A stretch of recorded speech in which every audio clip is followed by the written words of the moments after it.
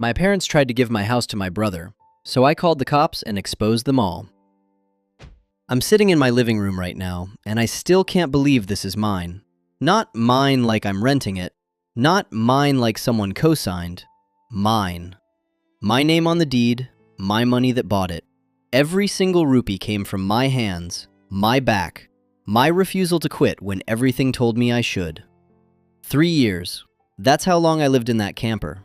Not because it was trendy or some minimalist experiment, because it was all I could afford after I cut my family off. Parked it in different lots, sometimes behind the industrial plant where I worked operating heavy machinery. Showered at the gym, cooked on a camp stove, saved everything.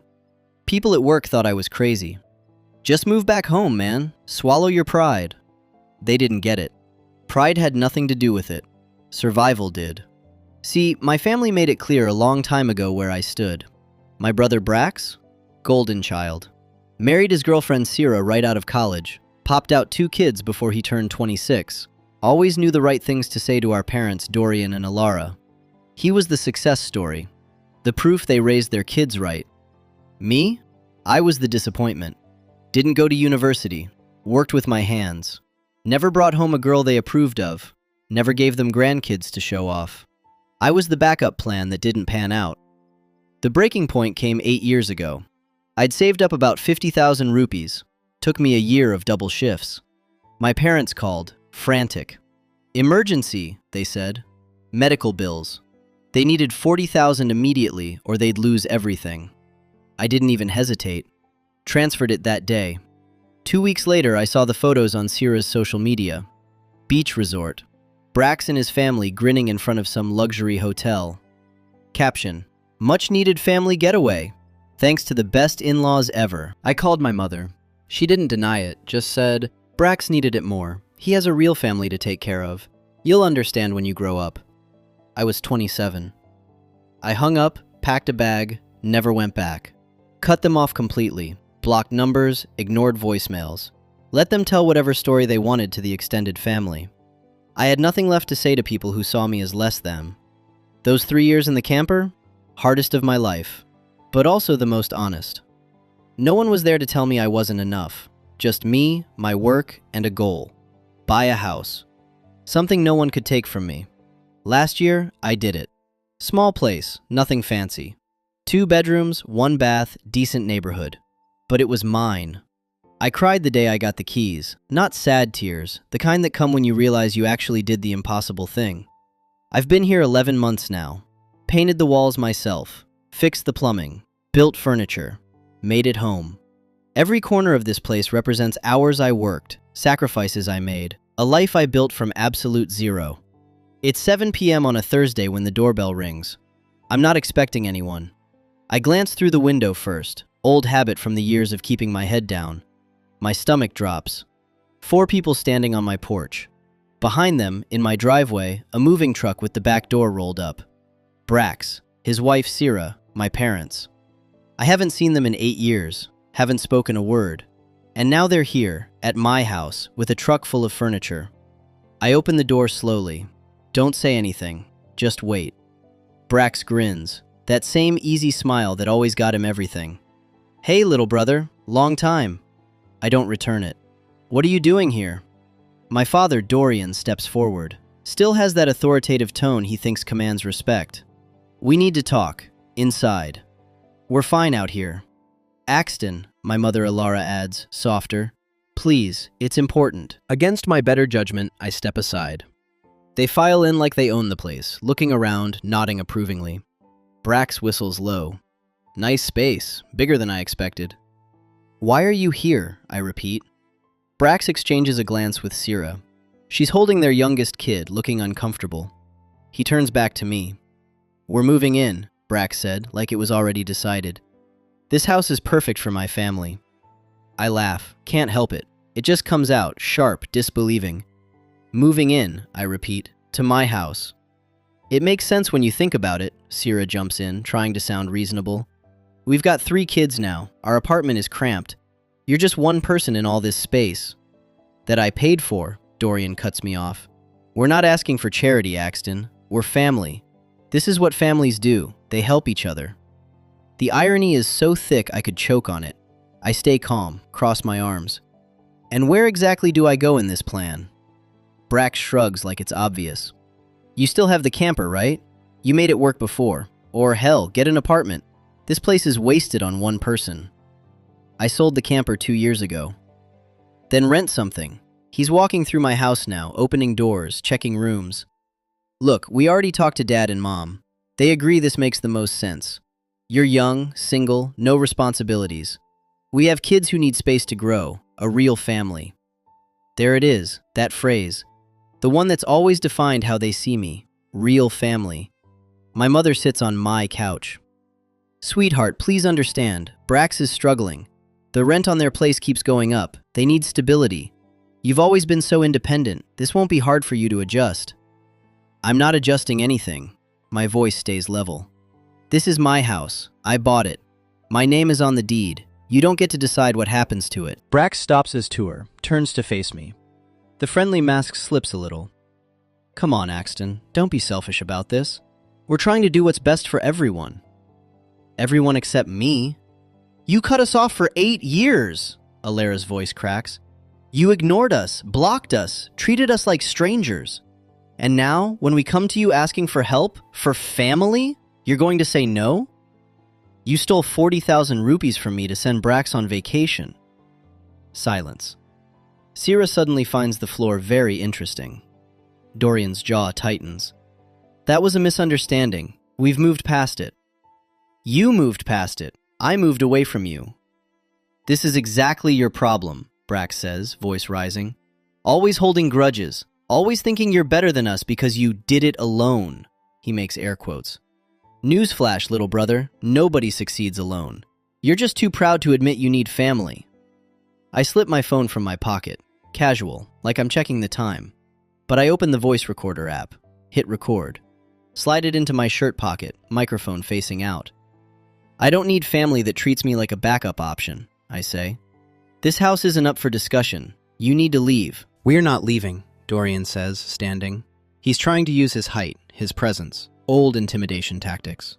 We came here to settle this like adults. You're going to sit down and listen. This is my property. I'm asking you to leave.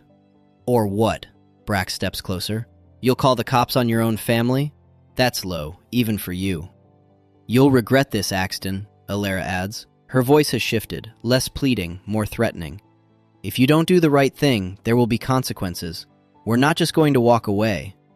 The right thing, I repeat slowly, would have been asking, maybe calling ahead, definitely not showing up with a moving truck and telling me I'm being evicted from my own house. It's not about eviction, Sierra tries. We'd take care of it, maintain it. You could visit. Visit. My own house. Brax runs a hand through his hair, frustrated. Fine, you want us to beg? We're asking nicely. We need this. Our kids need this. Are you really going to put your ego over your nieces and nephews? My ego didn't buy this house. My work did. You have 48 hours, Dorian says flatly. Think about it. Really think. Because if you make us take other steps, you won't like how this ends. Other steps, I echo. That a threat? It's reality. Family helps family. You refuse, then you're not family, and we'll handle this our way. They file out. Brax stops at the door, turns back. We're not the bad guys here, Axton. You're making this harder than it needs to be. We'll be back Sunday. Have an answer ready. The door closes. I watch through the window as they get in their cars. The moving truck stays in my driveway. A statement. A promise. I pull out my phone, stop the recording, play it back, crystal clear. Every word, every threat. I back it up to 3 different cloud services, email it to myself, download it locally. Then I make one call. The next morning, I'm drinking coffee when the sirens start.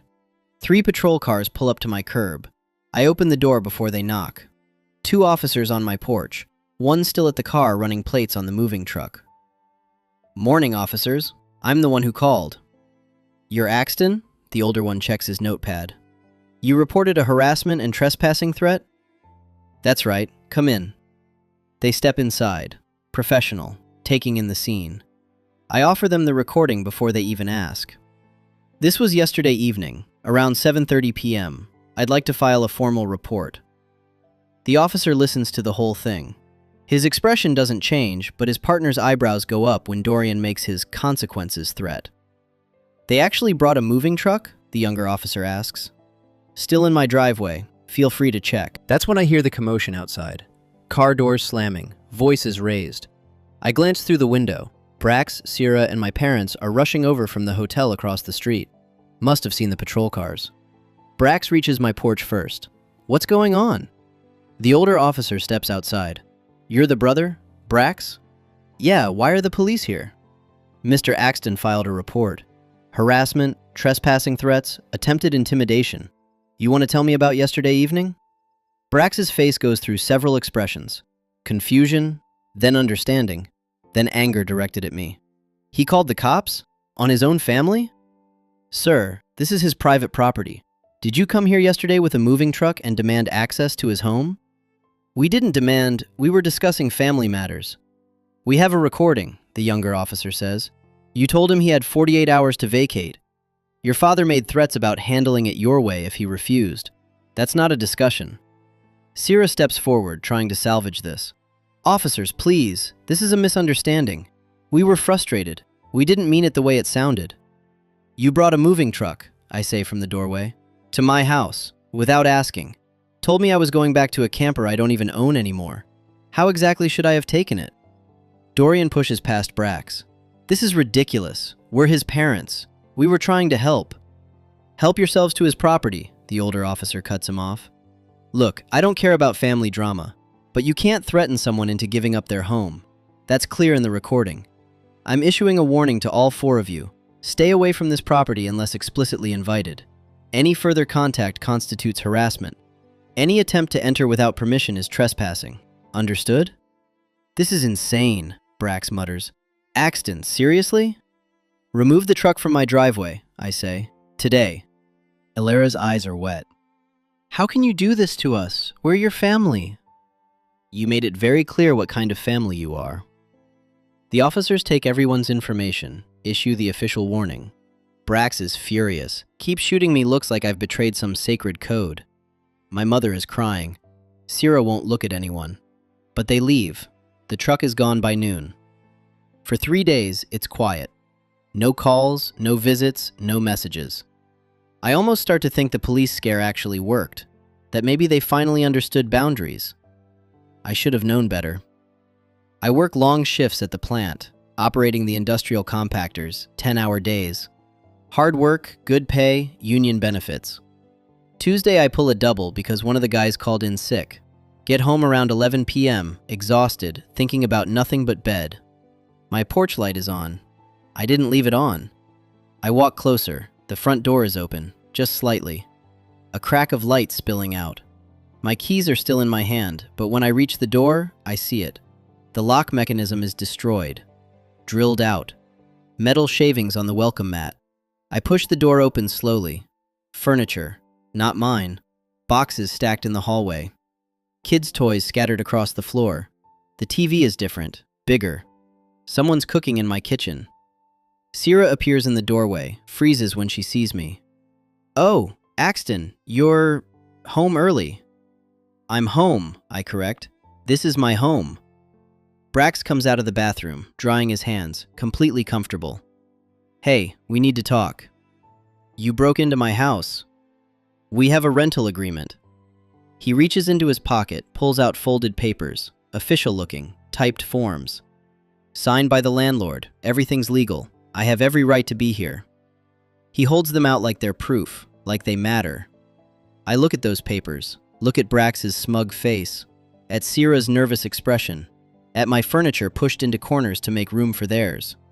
And something inside me goes ice cold. They had no idea what they'd just done. Let me see those papers. My voice is steady. Brax looks surprised at how calm I am. He probably expected yelling, threats, maybe even violence. He hands them over. I read slowly, every line. Residential rental agreement. Tenant, Brax Kumar. Property address, correct. Monthly rent, 12,000 rupees. Landlord signature line, A. Sharma, property owner. I've never heard of A. Sharma in my life. I pull out my phone, take photos of every page. Brax watches, confused. What are you doing? Documenting. I flip to the signature page, photograph it twice. Who's A. Sharma? The landlord, obviously. Right. I hand the papers back, pull up my contacts, start dialing. Who are you calling? Police. Sierra's face goes white. Wait, Axton, we can talk about this. You broke into my house, destroyed my lock, moved your belongings into my property, using forged documents. I keep my eyes on Brax. There's nothing to talk about. The call connects. Yes, I need to report a break-in in progress. 412 Riverside Colony. They're still inside the property. Brax steps forward. Hang up the phone. Step back. Those papers are legal. There is no A. Sharma. I own this house. My name is on the deed with the municipal corporation. You forged a rental agreement.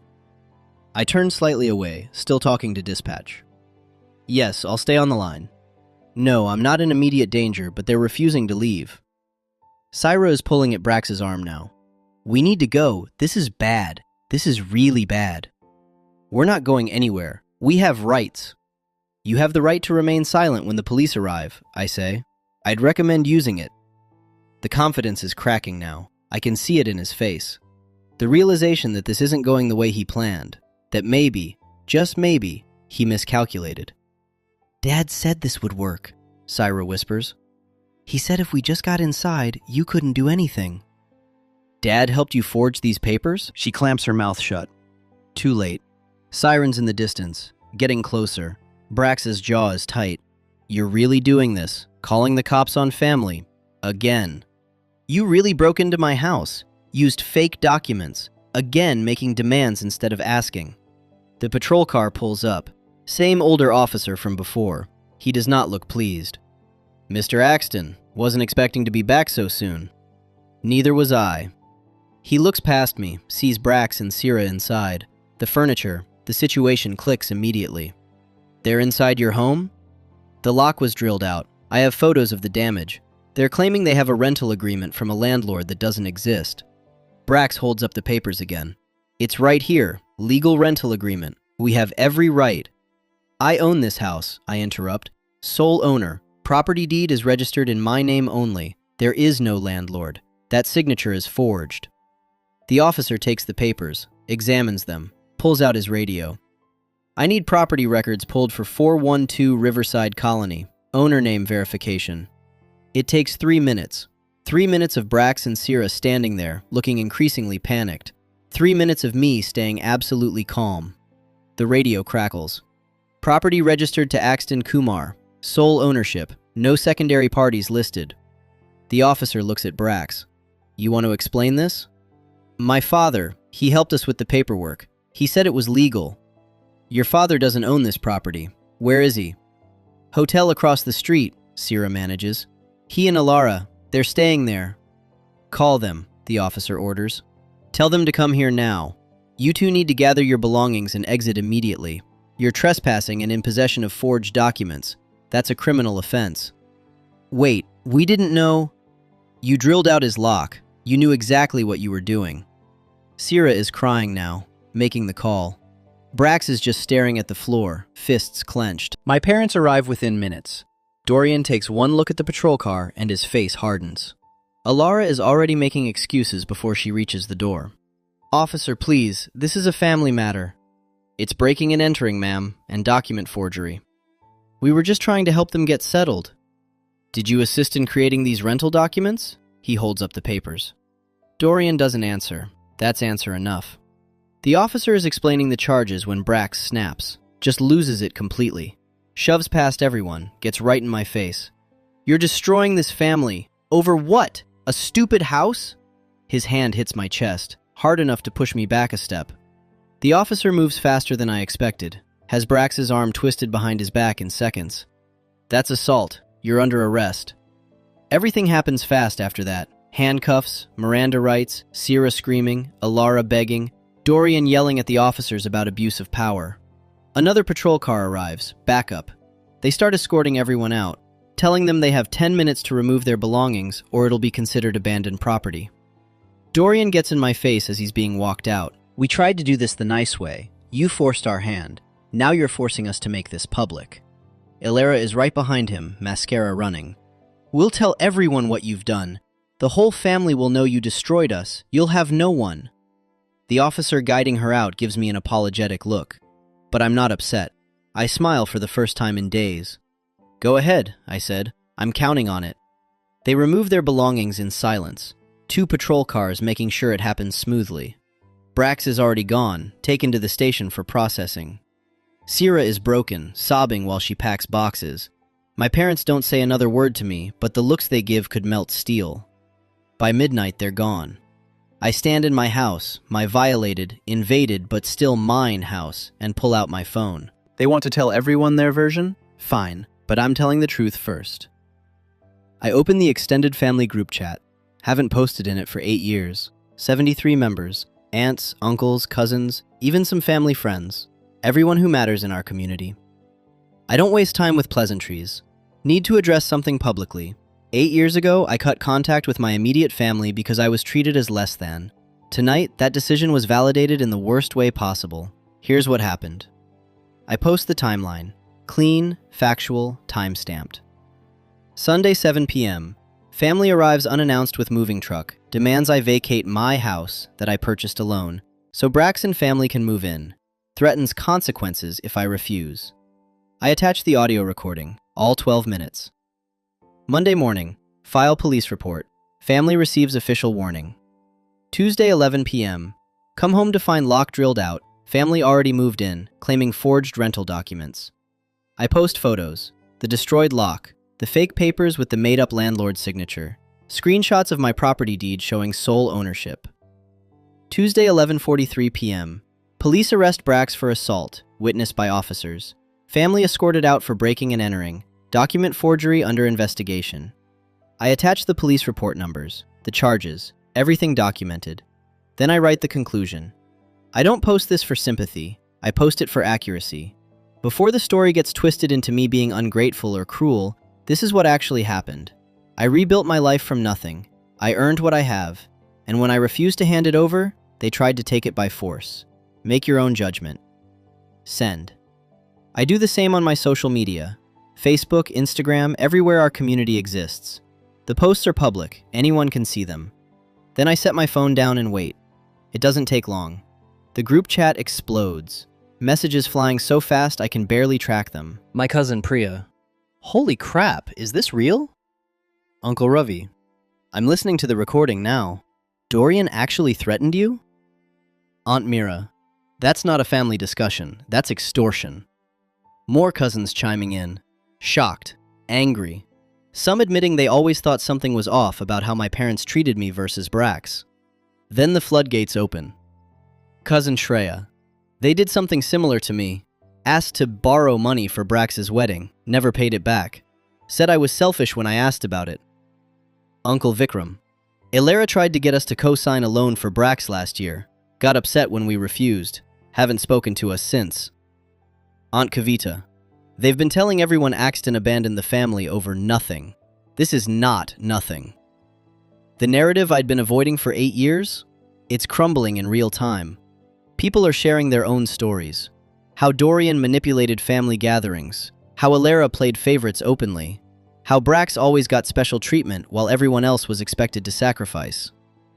My phone starts ringing. Extended family calling to check if I'm okay. Offering support. Expressing shock that it got this far. Some of Brax's friends see the posts. They share them. Suddenly it's not just family, it's community members, neighbors, people from our old neighborhood who remember us. Sierra's family sees it. Her mother comments, absolutely appalled. If we'd known they were planning this, we would have stopped them. Within 6 hours, the story has spread through our entire social circle. By morning, the consequences are visible. Brax's job offer. He'd been bragging about a promotion. Gets rescinded. Company saw the arrest record, the charges. Can't have someone with pending criminal cases in a supervisory role. Sierra's parents show up at the hotel, take her and the kids. I hear through cousins that they're furious, talking about separation. My parents' temple community, where Alara volunteers and Dorian sits on committees, starts distancing. They're asked to step back from their positions while this resolves itself. The golden child image, shattered. The respected family narrative, destroyed. Their support system, the one they threatened me with losing, collapses in less than 24 hours. My phone buzzes, unknown number. Then I realize they must have gotten a new phone for Brax after processing. It's a text. You've ruined everything. Everything. Our reputation, our standing, my job, my marriage. Are you happy now? Is this what you wanted? I don't respond. Another text, from Dorian's number. Take down those posts, immediately. You're destroying this family. Whatever anger you have, we can work through it. But this public humiliation needs to stop. Please. The please almost makes me laugh. Then Alara. I'm begging you, as your mother, delete everything. Help Brax with the legal fees. If you don't help him, we'll never forgive you. You'll have no family left. I stare at that text for maybe 10 seconds. Then I blocked every single one of them. The legal process moves faster than I expected. Brax's lawyer advises him to take a plea deal. Breaking and entering, document forgery, assault on private property. The evidence is airtight. The recording, the witnesses, the officers who saw him shove me. He pleads guilty to avoid trial, gets 12 months probation, 200 hours community service, and fines totaling 75,000 rupees he doesn't have. The criminal record makes finding decent work nearly impossible. Sira files for separation 3 weeks later, moves back to her parents' place with the kids. I hear through the family network that her father said, I didn't raise my daughter to be married to a criminal. Dorian and Alara face their own fallout. The forged documents had their fingerprints all over it, literally. The rental agreement was printed from their hotel room business center. Their credit card paid for it. The police investigation confirms they helped fabricate the papers. They don't get arrested, but the stain is permanent. The temple committee doesn't ask them back. Family functions they used to host? Other relatives take over. Invitations stop coming. When they do show up uninvited, people are polite but cold. No one wants to be associated with what they did. The golden child strategy that defined 30 years of parenting? Dead and buried. I install new locks, high security deadbolts. Add a camera system, front door, back door, driveway. Not because I think they'll try again, because I want the peace of mind that comes with knowing they can't. File a restraining order. It's granted without contest, 200 meters minimum distance. If they come near my property, workplace, or any location I'm at, they face immediate arrest. Life goes quiet. The kind of quiet I didn't know existed. Not lonely, not empty, just peaceful. I repaint the walls they scuffed moving their furniture. Replace the front door frame where they damaged it. Fix every trace of their invasion. Make the house mine again. Work continues. Same shifts, same machinery, same routine. But something's different. I'm not carrying weight anymore. That constant background tension, wondering if they'd show up again, if they'd find another way to undermine me, it's gone. Extended family stays in touch. Real touch. Priya invites me to her daughter's birthday. Uncle Ravi asks if I want to join their family cricket matches. Aunt Mira sends food during festivals. These people aren't related by obligation. They chose to stay connected after seeing the truth. That means something. 6 weeks after everything, a letter arrives at my workplace. Hand-addressed. Brax's handwriting. My supervisor hands it to me during lunch break. Someone dropped this off at reception, said it was important. I recognize the writing immediately. My first instinct is to throw it away, but curiosity wins. I open it. 3 pages, handwritten. Starts with an apology. Axton, I know you probably don't want to hear from me. I know I don't deserve your time. But I need you to understand, I never meant for it to go this far. Dad convinced us it would work, that you'd see reason once we were settled in, that family would matter more than pride. I was wrong. We were all wrong. It goes on, claims he's learned his lesson, that losing his job, his marriage, his reputation taught him what really matters. Says he's in therapy now, wants to rebuild, be better. Ends with, I'm not asking you to forget what happened. I'm asking for one more chance to be brothers again. Real brothers, the way we should have been all along. I'll spend the rest of my life making this right if you let me. Please. I read it twice. Then I fold it up. Walk to the industrial compactor I operate, the one that crushes metal, plastics, construction waste into manageable blocks. Drop the letter in, hit the button. Watch it compress into nothing. I don't feel guilty, don't feel conflicted, just done. They taught me the most important lesson anyone can learn. Some people will never see you as equal, will never respect boundaries, will take everything if you let them. And that's their problem, not mine. 3 months later, I'm hosting a barbecue. People from work, cousins who stayed loyal, a few friends I've made since buying the house. My living room is full of laughter, real laughter, not obligatory family gathering tension. Someone asks if I ever regret cutting my parents off. I look around, at my home, my space, my chosen family, the peace I fought for and won. I don't regret protecting what I built, I say. I only regret not doing it sooner. The conversation moves on. Music plays. Someone tells a terrible joke. Life continues. And for the first time in my entire life, I'm not waiting for the other shoe to drop. Because there is no other shoe. Just me, my house, my boundaries, my peace. And that's more than enough. Edit. A lot of people are DMing asking for updates. There won't be any. This chapter is closed. Brack served his probation. Last I heard, he's working warehouse jobs. My parents moved to a different city to start fresh. I haven't spoken to any of them since blocking their numbers. The restraining order is still active. To everyone who reached out with support, thank you. To everyone sharing similar stories, I see you. Cutting off toxic family isn't cruel. It's survival. Don't let anyone tell you otherwise. I'm good. Really good. And that's how it's staying. Thank you so much for watching until the end. If you really like our videos, please don't forget to like, share, and subscribe. Have a great day.